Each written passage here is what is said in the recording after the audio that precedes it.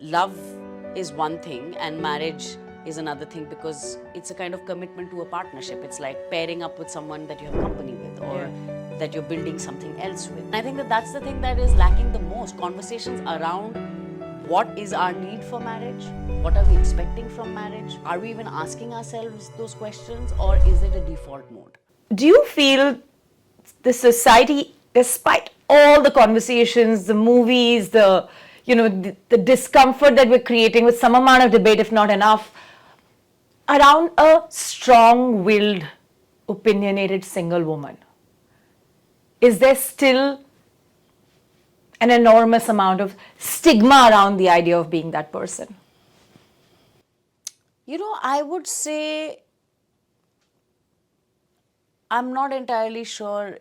In some ways, yes, but in many ways, no. And I feel like this is the thing where I always talk about India specifically. Yeah. Because India, whenever people try to describe it in one capacity, you can't. Yes. And I think that India is a beautiful example of dichotomies existing side by side. You will have a space where women don't feel empowered enough, and yet you have very strong female presence. I mean, where the subcontinent is the place where women prime ministers have been in Many times. and never in the Western, West, yeah. So, or you have the Devi, or you have the fierce Devi, so you have a figure like Kali or a Durga, which is pretty much exactly that. And all men worship them. Exactly. And the, Kali being almost like the alcohol, the meat, I mean, everything, sex, the tantra, she's really like alive. a different version. And these are all things that are believed in by the society as well.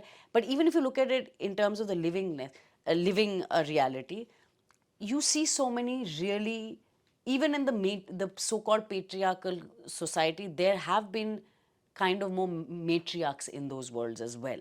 People are used to seeing that.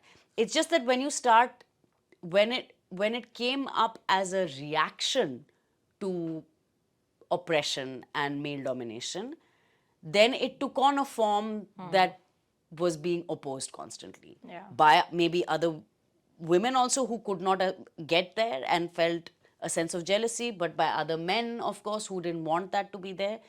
But it's not like naturally occurringly it has not existed.